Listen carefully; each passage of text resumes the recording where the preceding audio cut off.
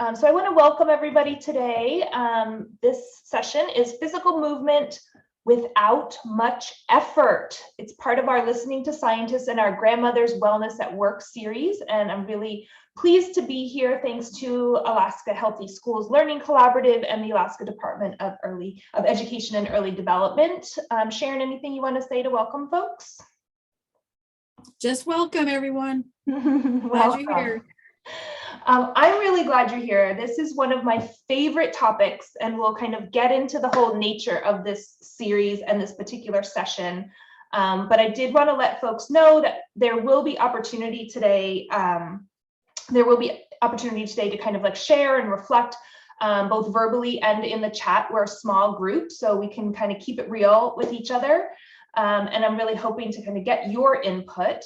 As some of you may know, if you watched any of the archived webinars or participated in any of our earlier sessions, we brought this series to you as a way to kind of integrate what we know are effective stress buffers during times of chronic stress, prolonged stress, acute stress.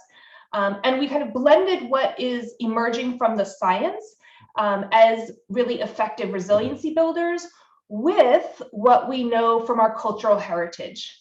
And so that's kind of the blending of the scientists and the grandmothers. So some of our grandmothers' common sense with some of our scientists' evidence-based best practices. And that kind of underpins what we're talking about today in terms of the connection between movement in our bodies and our mental health and well-being. And so before we get started, I just wanted to say, this particular topic I get really jazzed about because not only do I love talking about my grandmother, she was really a huge influence in my life, but I'm also a late in life adopter of movement for mental health. So this did not come naturally to me at all. And then all of a sudden, there was just kind of like a aha moment, and it's really been transformative. So I get kind of animated about the topics. But I'm just going to start by introducing myself. I'm Christina Borbely, and I'm really, have spent my career working to make sure that all young people thrive. And then in the last couple years, one of the opportunities that emerged out of this extraordinary set of circumstances that we find ourselves in is the opportunity to make sure that those of us who are champions and allies of youth are also thriving. So I'm going through this process on my own kind of self-learning curve and serving as kind of a liaison to the information that's out there so that it's accessible to all of you. And so the idea here is that we want to build the wellness of our youth champions across Alaska, including our school counselors, our school staff, our teachers, our administrators, so that, when you are engaging our young people, meeting the needs of their resilience, that you're coming at it from a place of wellness. This idea of you can't pour from an empty cup is one that keeps showing up in my life this year. And so we'll unpack some of that, but I wanted to just start by saying one of the inheritances that I value from my grandmother that has to do with movement and mental wellness was her commitment. I grew up on the East Coast, and so we had winters, not quite Alaska winters, but I live in California now, and they think there's winter here, but there's not. And my grandmother all summer long was committed to this, what seemed to me as a child ridiculous routine in the swimming pool, where she would hold on to a kickboard and do these leg swings back and forth and kind of move her arms around in this very slow, methodical manner. And as a child who was basically doing cartwheels on the ceiling, this in no way seemed like exercise to me. And I couldn't imagine that there was any benefit to it. But she was committed to doing it regularly. And sometimes I'd sit by the pool while she was doing her routine. And I just remember, now that I'm learning so much about the connection between mental health and wellness and our movement, how impactful that really must have been for her in managing her own wellness and her own stress. And so I kind of have like a new lens on it and feel grateful that she modeled that for me, even if I didn't know what she was modeling for me at the time. And I want to invite each of you to share any experiences that you might recall from your grandmothers, from your elders, practices from your cultural inheritance that really connect movement. And again, it doesn't have to be any sort of like Olympic athlete type of movements, but any kind of regular movement or ritual movement that you connect to a sense of peace or a sense of joy. Anybody want to share? You can share in the chat or feel free to unmute and share. I'll share. I would visit my grandma in Texas. She was not really athletic, but I mean, she would just, I think she encouraged me to just dance. So she would dance like making food. She would dance like cleaning. And I felt really silly, but I would just sit there and watch her. And it was just so awesome because she didn't care and she was in her element. And it's not exactly like, you know, exercise, but it was so awesome to see her just not give a crap about what anyone thought of her. And she was just doing her thing. I love that, Vanessa. And I think I hear two key things that I want to pull out of that. So one is, you know, what happens when you reach the point in your life, and that varies for everybody. Hopefully everybody gets there, but where you can lose that inhibition. So what happens when you lose that inhibition? And then the other distinction that I heard you make, that I was making also for my grandmother, is that this is about movement. This is not about exercise. And so that's one of the things that I want to keep coming back to today. This is not about exercise for mental health and well-being. This is about movement. So it kind of changes the nature of the conversation. I see Michelle sharing that her grandfather was staying for us for a few months, but he has always gotten up early in the mornings and walked around even after he had no longer had chores outside. And that translated into my life as an early morning routine to be outside and to find a way to incorporate movement, just like in this session. Thank you, Michelle, for sharing that.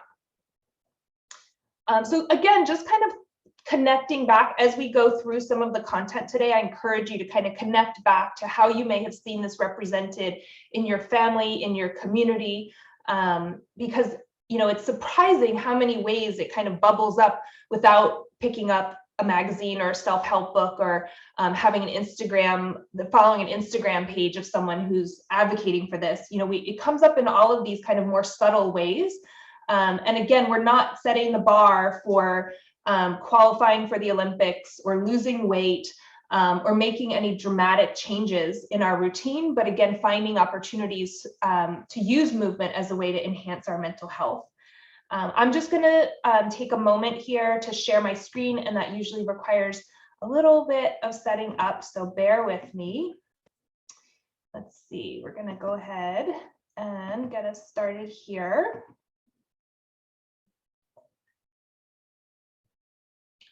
All right, and you all see my notes right now, I'm imagining. Let's see. All right, so I think we're ready to go. And this is my Nan, who I mentioned. And then again, kind of just thinking about all of our grandmothers, all of our elders, and how often we kind of hear historically and across cultures this idea of going outside to play. Different message than going outside to exercise, going outside to play sports, but just going outside. And so that kind of common sense or kind of cultural messaging that we hear, we know is part of being a human with health and vitality. We also know it probably got us out from underfoot in the house when the grown-ups wanted to talk or just have some peace and quiet. Nonetheless, tying it back to how that connects to the science that we're seeing right now, we know that scientists and their grandmothers hold this understanding for practices that help mitigate stress in our lives, and especially from impacting our health and our quality of life. And we want that for the right now. So thinking about these buffers as instruments that we can use for the helping right now in the moment, to also thinking about the future of our health and well-being. And so As you know, we've gone through several of these. If you haven't taken a look, we have archived recordings on quality sleep, on supportive relationships. We connected the two buffers around mindfulness and mental health. And we also did a session on exposure to nature. Today, and then at the end of January, we're going to cover the last two in this wheel. We're going to look at physical movement today, and we're going to look at nutrition at the end of the month in January. But more specifically today, our objectives are to better understand how physical activity or movement impact our brain and our body. So that's what we're going to start with. We're going to think about choosing strategies. So I'll share some really concrete and actionable tips with you to help you support yourself, and also to kind of integrate this into our collective care model on campus, at work, in the office, so that we're supporting colleagues in moving around more as well. And then again, we're going to just connect broadly to this idea of how do we invest in our wellness? How do we take care of ourselves as human, so that again, we're showing up for the work, for the family, for the connections to others, with a full cup. So let's start, and I want to just pause here and give full compliments to my co-creator of this series, Carolyn Spezza. She does co-present with me for some of the sessions. She doesn't like me to brag about it, but she did illustrate these slides for me, and this is one of my favorite sets of illustrations from her. And so I want to just give her credit where credit is due. Thank you, Carolyn, for kind of giving us these visuals that just simplify what we're talking about here. And what we're talking about is our history. So how did we evolve to be human beings designed for movement? When we think about our ancestors in their hunt to find and process food, they probably spent more time than we do walking, squatting, or using their core muscles much of the day, more than we do now. All of the movement that our ancestors were engaged in helped circulate large quantities of oxygen to the brain. And that really supported both learning, mental health, and obviously survival. Movement also was a trigger. So in the human body, movement is a trigger for the brain to bathe itself in chemicals that support things like learning, focus, stability, and a sense of emotional vitality. So you can see as our body engages in movement, and it doesn't have to be significant movement. No one has to break a sweat or start panting in order for the brain to release chemicals like serotonin, dopamine, norepinephrine, GABA, BDNF. So we'll talk more about these, but again, even just simple movements really increase the brain's ability to release these chemicals. And what we know is that all of this continual movement helped keep our blood vessels, our muscles, and our hormones functioning at optimal conditions, right? So we want all of those things. Those are all desirable, no matter who you are and what you're doing. You want your blood to be able to flow through your body. You want your muscles to be in good shape so that you can move your body. And you want your hormone levels to be at an optimal functioning level. We know all of those things are going to contribute to the way you experience your body, yourself, your emotions. But let's imagine that our ancestors had sat in chairs or been inactive for much of the day, right? So if we had come historically from a group that was sitting in chairs, how would have sitting much of the day affected bodies that were created for movement, right? So let's just think about that. When we probably have heard the messages that according to scientists, it's not a great situation, right? So we're taking these bodies that for thousands of years were designed for movement, and only in the last couple hundred years really shifted how we're using those bodies to be more sedentary. Don't worry, we're not about to propose here or any other day that we let go of the convenience that we have, that we're experiencing in this day and age of things like our chairs, our vehicles, our Fred Meyer's runs. We're not advocating that we begin a full-time schedule of hunting, fishing, planting, gathering, and all the related food prep needed to sustain ourselves and our families. I know a lot of us are doing that in part, but it's very different than thinking about that as kind of a full-time endeavor and what it would require from us, or giving up those conveniences. So what we're going to talk about today is finding a middle ground. right? How do we do this in a way that we get the best of both inheritances that we've received?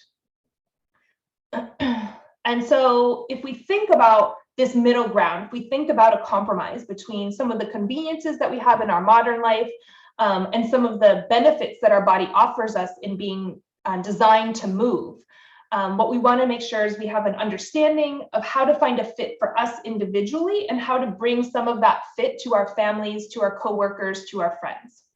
And so I want to talk about it in 3 different categories today. And I'm going to just talk briefly about the science behind each one. So again, just to set the stage for today, I'm going to talk through these 3 areas of how moving every 30 minutes improves health all over the place.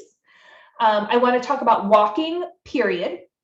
And then I'm going to talk in my 3rd segment about how moderate to vigorous exercise changes the chemical makeup of the brain. Okay. And so again, I'm not suggesting you do all 3. I'm not, we're going to talk about what's a practical adoption, what's a middle ground, a compromise, and using all of these kind of 3 different areas of science that show us how we can easily tap into some of these benefits in a way that restores us, replenishes us, fills our cup, gets us ready to show up in the world with resilience. All right, so here we go. Let's talk first about the science, right? So moving every 30 minutes, what is that about, Christina? I feel like, I don't know about you, but I feel like my life, especially during daylight hours, is segmented into 60-minute sessions, especially with all of these like back-to-back Zoom calls and classes. And so 30 minutes is not particularly convenient, but let's talk about what the science tells us about it.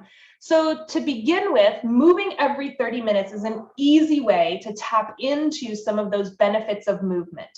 Okay.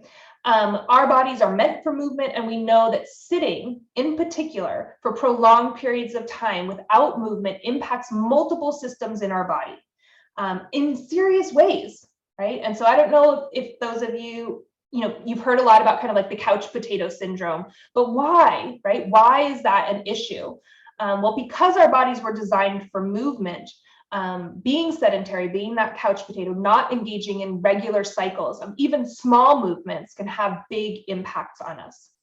The flip side is also true, right? So if we kind of think about our life in 30-minute segments and how we can more regularly integrate movement, there's really easy ways to do that, to interrupt our sitting or our sedentary periods, right? And so what the science shows us is that if we move 1 to 3 minutes every 30 minutes, that's it, that we can have really profound and positive impacts on our health. Okay, so just think about that. This doesn't mean that you have to go walk around the block. It doesn't mean that you have to go for a jog. It doesn't mean that you have to go to the gym. We're just saying about every 30 minutes, it'd be great if you stood up out of your chair, right? If you did a stretch here or there, right? If you rolled your shoulders, if you stood up and kind of did some ankle movements. So again, nothing complicated, just not sitting. And I will, I think I've been sitting for 30 minutes now, so I will do this segment standing and talk about some of the health benefits with you. And so as we're looking at this grid, I want to highlight these top 3 rows and kind of organize them for you as a way to think about the health benefits. So on this very top row, we see increases oxygen flow to the brain. So at a minimum, if you only got one benefit, this would be the one that you want, because guess what? Your brain wants oxygen and performs much better when it has increased oxygen, including it, for your emotional regulation. Okay. So we're just starting with that as baseline, but looking at that top row, these are kind of all of the pieces that impact our infrastructure. So just think about it as like, this is the bones of my argument for why we can just do minor movements, even hand gesticulations, every 30 minutes or so. We know that it aligns the spine to the natural position, and we know that it kind of shifts or removes some of the pressure of weight that's been sitting on the lower back. So really simple, it does our skeleton a favor, right? If we get up and we move every 30 minutes. Now let's look at that next row. This is what I call the blood and guts of it, right? So when we engage even in minor movements on regular kind of 30-minute cycles, we know that it reduces insulin in the blood, It reduces triglycerides or lipids in the blood. Anybody who's watching their cholesterol would be into that one. And it improves our blood pressure. Okay, so that's the blood and guts of it. And then dropping down to the bottom here, this kind of underpinning, it also circulates our blood, right? So again, anyone who's having issues with swelling, this can be a really awesome benefit by changing our physical experience, moving every 30 minutes. But I also want to move to what I call the connectivity piece. And that's our row that talks about increasing energy and calorie utilization, helping maintain muscle strength, and helping support hip flexors, right? So if it helps our bones, we also want it to help all the things that are holding our bones together. Now, you get all of these benefits from kind of walking, standing, moving around every 30 minutes, and you're not even exercising. We have not even talked about exercise yet. So again, thinking about, wow, this seems like low-hanging fruit, I'm going to go for it, makes sense to me. And so again, thinking about these every 30 minutes as a really easy way to start building in the wellness that comes with movement can be really, again, that low-hanging fruit. And we'll talk about some practical integration of that coming up. So I want to encourage folks to share, because I know some of you may already be familiar with this in terms of moving every 30 minutes. And so I just want to check in and ask you to share in the chat if you use any sort of like timer, smart device, any kind of routines or habits that you use to make sure that you're breaking up those sedentary periods, even with small movements. And Sharon, if you could let me know if anything pops up in the chat, that would be handy. Will do. Thanks. So I want to highlight just a couple of these because we have a lot in here. And as you know, the PowerPoints will be available after the session today. And so I'm not going to walk you through all of these tips, but again, I want to make sure that we're just focusing on some of the key aspects here. So I wanted to focus in on 12 and 13 because these were my two favorite. And as I mentioned, I'm a late in the game movement person. I was not into it until I turned like maybe 40. And it's only been like the last like 7 or 8 years that I've really integrated this into my own wellness practice. And it just was a game changer for me. I just love it. And again, I'm not doing hard stuff. So I love number 12 because it's a reminder. You know, I feel like a lot of times we see these topics or we see the headlines in the magazine or the clickbait on our, you know, on our computer or on Facebook. And it seems like we have to join a gym or it seems like we need a different kind of outfit to wear in order to receive these benefits of exercise. And none of this is true. So, you know, we have the research that shows even just 15 to 20 minutes of walking accomplishes a lot if we do it regularly. And again, 15 to 20 minutes, you know, for some people, that would be a big bump up, right? Because if all I'm doing is like walking from my car, from my house to my car, walking from my car to the office, and then repeat to get back home, I might not be hitting that 15 to 20 minutes per day. And so really just thinking about how many times can I get up and walk down the hallway? How often am I going up and down the stairs as opposed to taking the elevator? Just small adjustments. You know, can I take a phone call while I'm doing a lap around the building? That sort of thing can really make a difference. The other mindset change that really resonated with me was number 13. So this idea of shifting to think about like, am I getting too little exercise? Right? So if I'm like, oh, I need to do more exercise, I'm already building in a barrier because as soon as I think exercise, I'm not doing enough exercise, I need to exercise more, I'm exhausted and I don't want to do it. But if I think about it in terms of just breaking up my sedentary periods, getting off the couch, getting up from my office chair, you know, those types of things feel like it's easier to interrupt, right? Because it's something that I'm doing that I can just stop doing, as opposed to thinking about exercise or fitness routine, which might feel like adding something into your already busy schedule. There's a couple of things in the box. Yeah. Michelle has, I love having a standing desk. It really helps to keep some movements in my day. And I do track things on my Apple devices, phone and watch. Also going for a walk around the building is encouraged at my work as well, just to take a break and to get some fresh air. Exactly. Yeah. And Stephanie, I do leg balances when I brush my teeth. I love that one. One of the ones I started doing, it's such a good example because most people have like a pretty solid routine for brushing their teeth in the morning and in the evening. I'm not gonna say everybody, but most people do. And so I had the same thought at one point where it's like, well, I'm already brushing my teeth. Why don't I do something else while I'm brushing my teeth? And so I usually do squats while I'm brushing my teeth, just because it's like, well, I'm already here. I'm just standing here. I might as well do like 5 or 6 of them and see what happens. So that's a great example. Thank you for sharing that. I'm going to move us into the second segment that I mentioned to you, which is about walking. And I know a lot of us might already have kind of walking routines or have feelings about walking. I know it's really cold out where you are right now, so we kind of have to factor that in. Walking indoors, especially right now during the pandemic, can be a little bit iffy.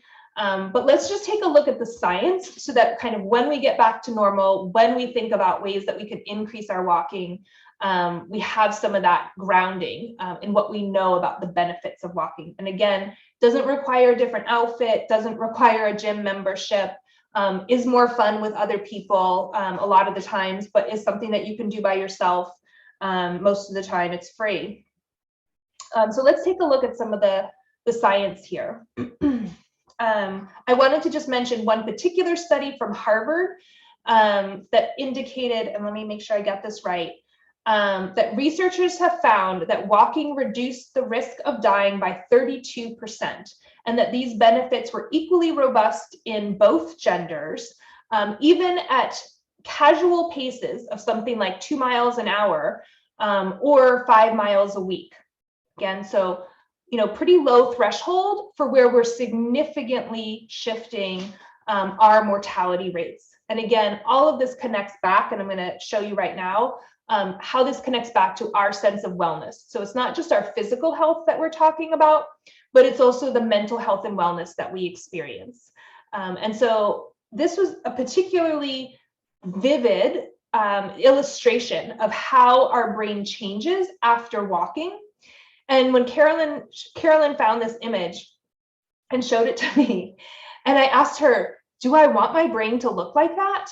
Because there's clearly a significant difference. I just didn't know if it was a positive difference. And she assured me, and I did read the research behind this particular image that shows us that it really, that walking in particular, and not at a brisk clip, just any kind of walking, really increases our blood flow, which means it brings more oxygen to our brain, which activates more of our brain and allows for things like better emotional regulation, better focus, what they call cognitive sharpness. I don't know about you, but I really need that right now.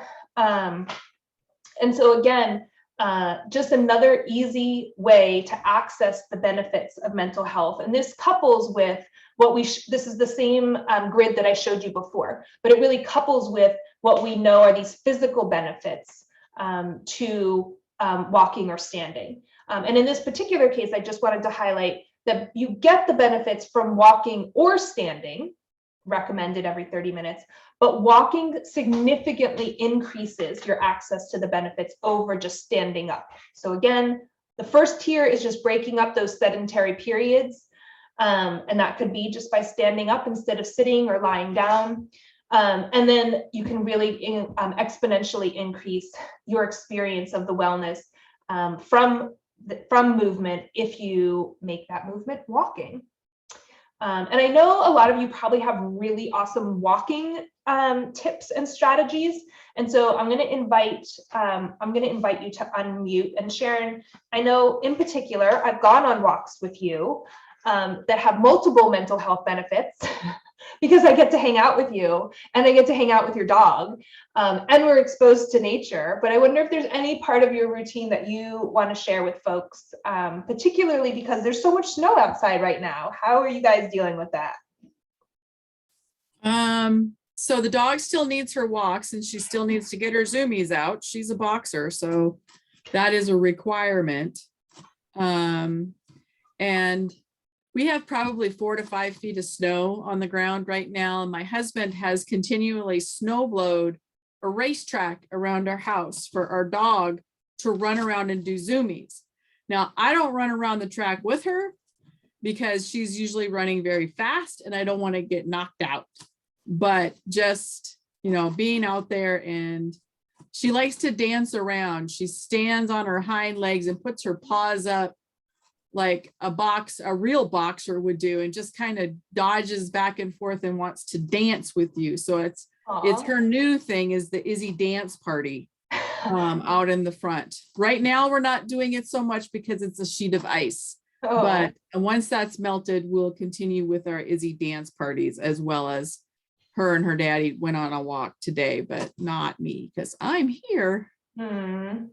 We appreciate you being here. Also, please invite us to your dance parties with your dog. Absolutely. That's the kind of movement I like to incorporate into my life. Anybody else want to share how they are integrating walking into your regular routine? This is Rachel. I do enjoy walking in the spring and summer, and then sometimes in the fall and winter, I'm just like, ugh, I don't want to gear up. Yeah.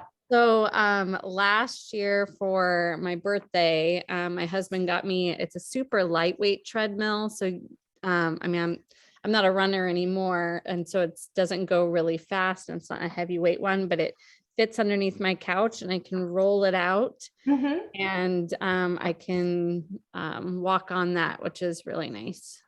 I love that, Rachel. And it reminds me, before we were doing so many Zoom calls, I was working remotely and I was on conference calls, sometimes like 6 to 9 hours a day, just back-to-back conference calls. And I remember, this is when I work from home. I had an office at that point, but I really had these moments where I was just overwhelmed, and I really thought I was just going to lose it.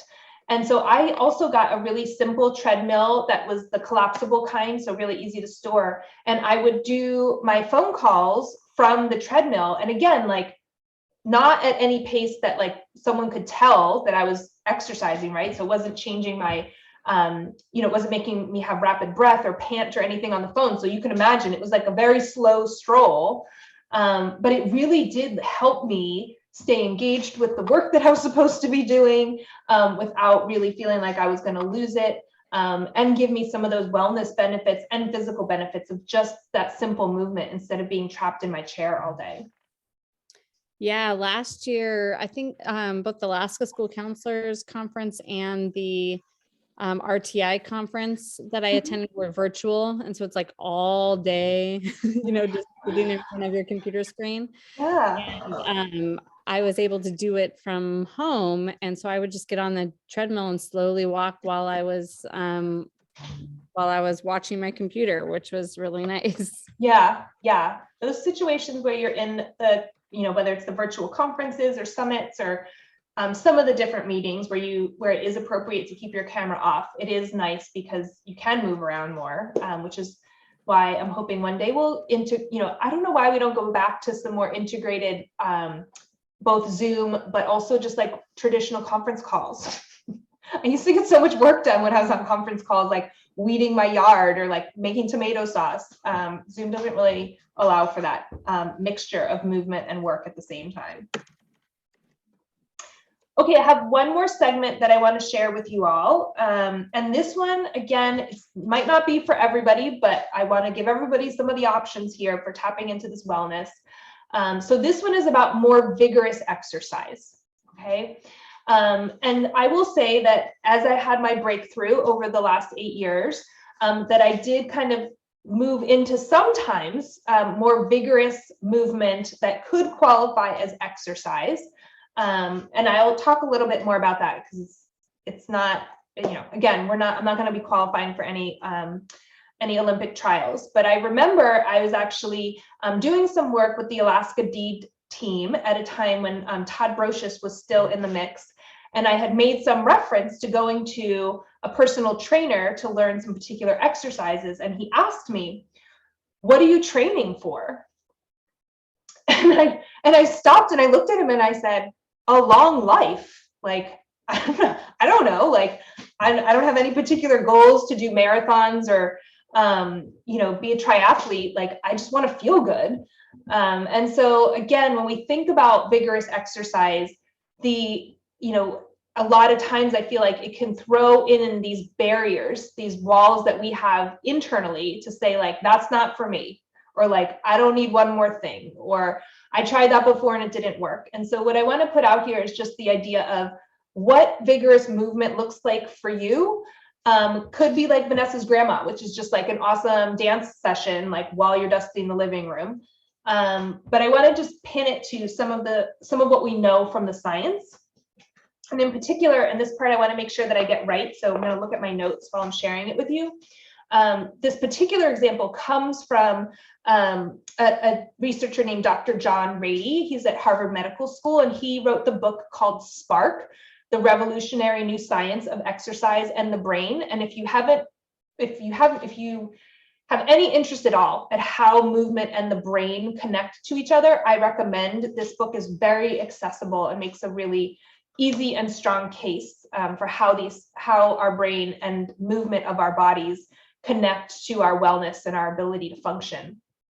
But in particular, I wanted to share these findings from him, which is that he developed this interest in studying the effects of exercise on the brain when working with a group of longtime marathon runners who struggled with mental focus and depression after they could not run anymore due to injury. And he began to wonder about the connection between these athletes who had for years been using running to successfully treat ADHD and depression. And so this was something that emerged from research that he was doing, and really kind of built his entire body of research around kind of the benefits of exercise in mitigating some mental health conditions. So again, not all and not for everyone, but beginning to build out some of that science. And so this kind of connects to some of the other research that you may have heard about, which really has to do with how do we connect movement, and I'm going to bring this particularly to the education context that we work in, because we have seen, and Dr. Rady also did some research on the connection between how students learn and movement that they experience during the day, and really kind of was able to demonstrate that students who have an opportunity to engage in physical activity are able to perform better in kind of different academic tasks. And so when we look at, this is not just from Dr. Rady, but just across the board, the research that shows that more vigorous periods of exercise is linked with things like elevated serotonin levels, which helps us stabilize mood, elevated dopamine levels, which is widely known, for those of you who don't know, as the feel-good neurotransmitter. It serves in a wide array of functions, including supporting our emotional and physical well-being.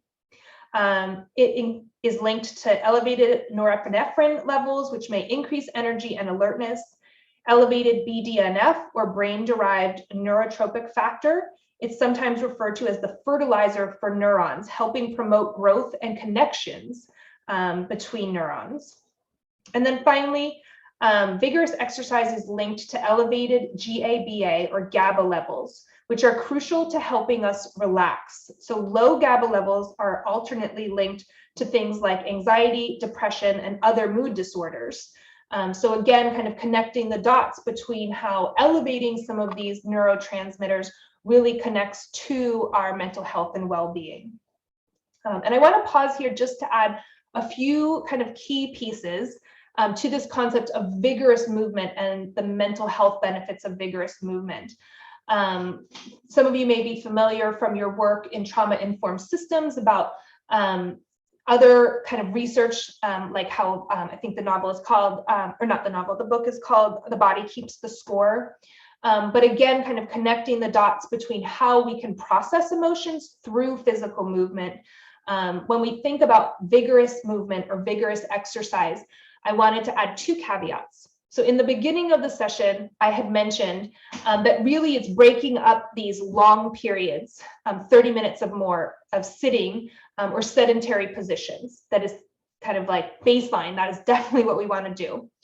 And so I wanted to just mention to folks who may feel like they're regularly engaged in vigorous exercise that this does not take the place of that. So the research clearly shows that you experience the same harmful effects from sedentary periods, even if you're exercising vigorously for 30 to 60 minutes a day. And so just, so that as you're kind of walking around and processing how you're going to incorporate this in your life, these are not mutually exclusive, even though I presented them in 3 segments. Really thinking about how we build in that baseline level of interrupted periods of sitting with walking, standing, or vigorous exercise, whatever you want to do, just interrupt the cycles. And for those of us who want to think about more vigorous movements, again, I want to just share some real world examples of what this can look like. And so, in my own life, as I mentioned, I did start incorporating kind of what I feel like is vigorous exercise. So more than what I would consider my movement routine, I do have some exercise routines that I participate in. And I have not told anyone this before, but I do have a regular studio that I like to attend. And right now I'm only doing it virtually, but I really like the trainer. She's very motivating and inspirational. And sometimes I join class and I just do my own versions of vigorous exercise, which could include vacuuming. But it feels really nice to be participatory in a community of folks who are like yelling positive things at you, who can't see you, so no one can see what I'm doing. But I kind of just do my own routine, but feel like there's that camaraderie and that support of a community of other folks who are moving around vigorously. So my point in sharing this is that you can really kind of custom fit this to whatever is going to suit you. And so I wanted to just, before we transition into kind of what are the next step, is just let you know that the key thing in here is just to do it, right? And that can be the hardest barrier that we have. I could give you tips and strategies and recommendations and apps and all kinds of links. But a lot of times we have our own internalized kind of walls that we need to climb before we can get movement regularly integrated into our life. And so I wanted to just ping you to see if anybody feels comfortable sharing what might be some of the messaging that you used to have, that you've had before, or maybe even that you have right now that feels like it's a wall or a barrier that gets in the way between you and more movement in your life. Is anybody willing to share?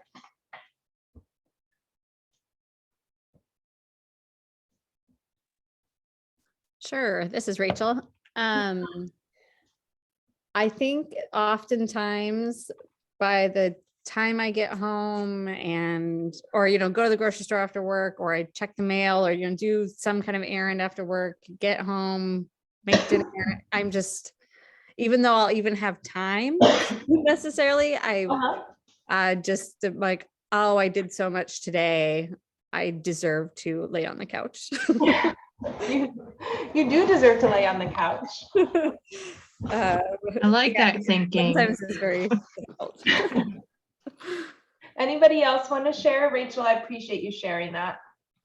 I started doing more water aerobics over the last few months, and it's sometimes really difficult at the end of your day. Like she said, it's same here. It's like, do I really want to do this? But then we turn around, and once we're done, it's like, oh, I'm so glad I did that. I feel so much better. Yeah.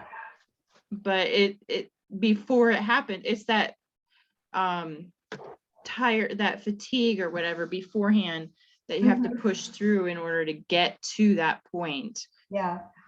Even knowing the benefits. Thank you, Michelle, for sharing that. And that was actually a big barrier for me.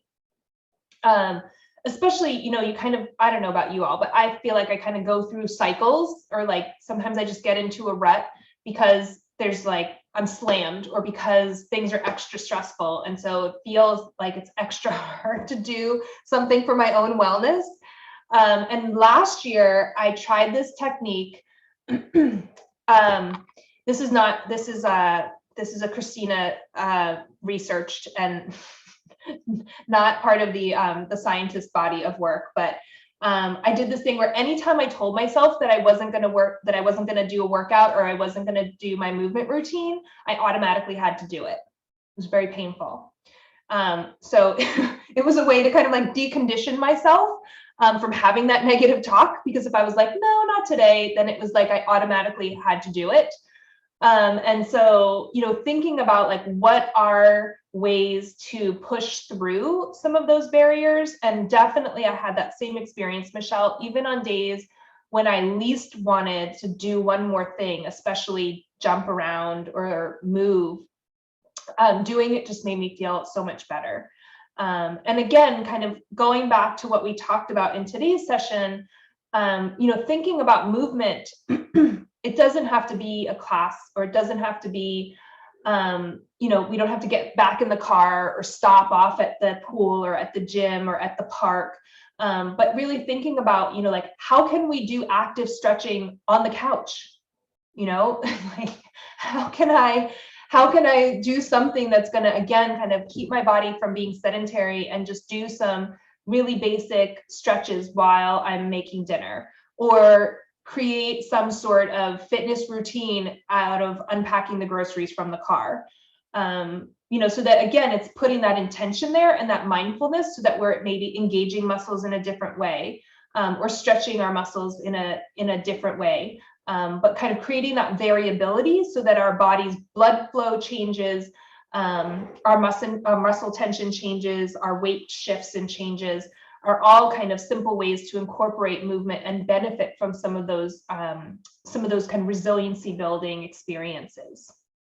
That reminds me of, I don't know if any of you guys have listened to Ricky Robertson, but he has talked at a lot of conferences. But one of the things that he says is, you can make all these lofty goals, but you have to think of what's something you could do on your very worst day. Like when you are like absolutely shot, you feel like you cannot do, the run 5 miles. Mm-hmm. You have to have some kind of plan of something you can do even on your worst day. Yes. That's cool advice. I also unconsciously, but then brought it to consciousness that every time I get up in the morning, I'm actually doing some leg stretches when I put my socks on. It's Nice. I'm like, oh, hey, this is something that you go through school or you're running in when you're younger. Sorry.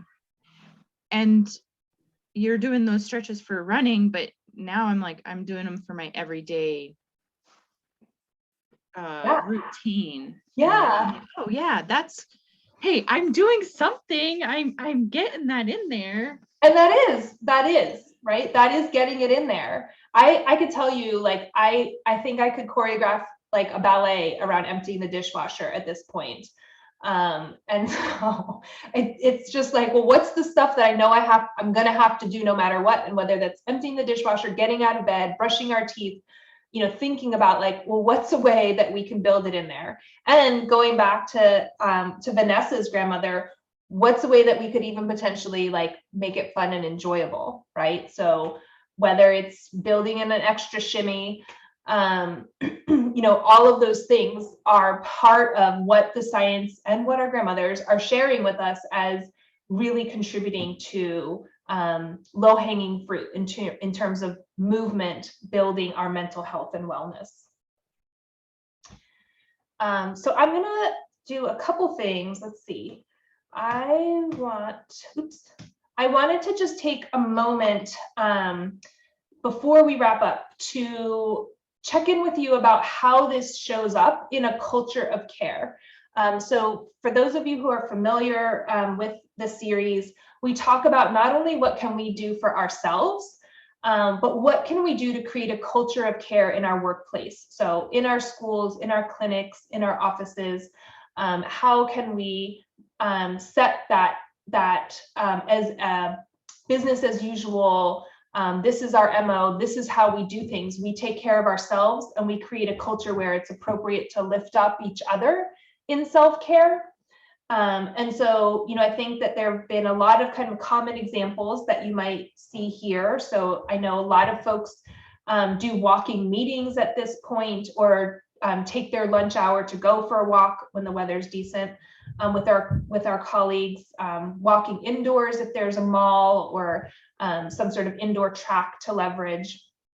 And so a lot of these are becoming more commonplace.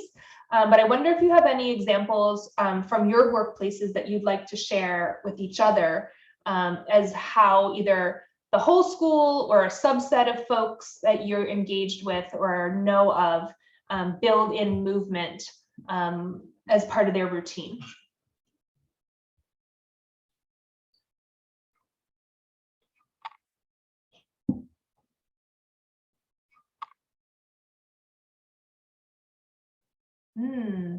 I see some work to do in this area. That's what I really like about my work is like we've always been encouraging to each other. Like I said earlier about walking around the building, it's not really scheduled, but it's really encouraged when you come out of your office and you're like blary-eyed. It's like, oh, you need to go take a walk. Just go around the building real quick or something like that. Thanks, Michelle. Yeah, and I have seen some groups that are kind of starting or interrupting meetings with movements. So again, kind of that sedentary experience that we all are exposed to through these endless cycles of 60-minute meetings. And so I have been part of some groups that do, every 30 minutes have some, and again, it doesn't have to interrupt the meeting agenda, but even like a simple stand up and stretch. I know that there's a lot of meetings now where there used to be the sitting around the conference room table, but now having meetings where there's more a mix between sitting and standing in different environments so that folks can move their bodies more during meetings.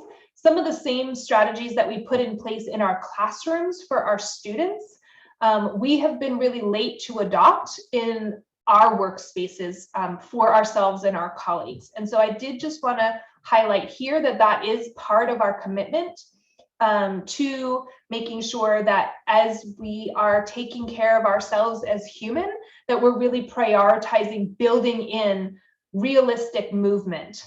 So again, we don't need to necessarily try and fund a brand new staff gym, but thinking about how can we more simply and in a streamlined way incorporate movement into our practices. And so I wanted to just check in. Let me look at the time here. I'm not going to share it now, but I do want to just let folks know that there's that we did have a video that's in here by there's a woman named Katie Bauman. It's Bowman, and Katie does really short, like 2-minute videos that kind of focus on how to incorporate really simple movements in really simple spaces. And so I will see if I can put that link in the chat for you all to take a look at before we wrap up today. But again, it just is full of good ideas, and sharing it with colleagues. She has one on how to build it into your office time as well. So I wanted to share that resource with you. And then I wanted to just remind you that we're doing this not only for ourselves, but we're kind of, again, building this collective care infrastructure so that we're all showing up with resilience on campus. As we're building it for our young people, we want to be building it for ourselves and our colleagues. And we are almost through with our 6-part series. So this was our physical movement component. I wanted to remind you that we do have the 5 other archived webinars available for you to view, as well as those PowerPoints if you ever wanted to bring any of these components into your workplace and share it with colleagues. And then our last part of this series, the Listening to Scientists and Our Grandmother's Wellness at Work, is going to be on Tuesday, January 25th. And that one is going to be on eating to feel good. So just like this one was movement, not exercise, this one is going to be about nutrition for mental health and wellness, not nutrition for dieting or any other reason. But again, kind of simple ways that we can connect to something we're doing all the time anyway. We have to feed ourselves. And so really looking at what we know culturally and what we know from the science are likely to impact our experience of mental health and well-being. For those of you who are really curious about the science part, we do have all of our references available to you. And so you'll be able to get that in our when Sharon posts that online, you'll have access to the PowerPoint and to the recording. And let me see if I can go ahead and put in the chat the video that I wanted to share with you as an example that you could bring to others. Sharon, anything else before we wrap up?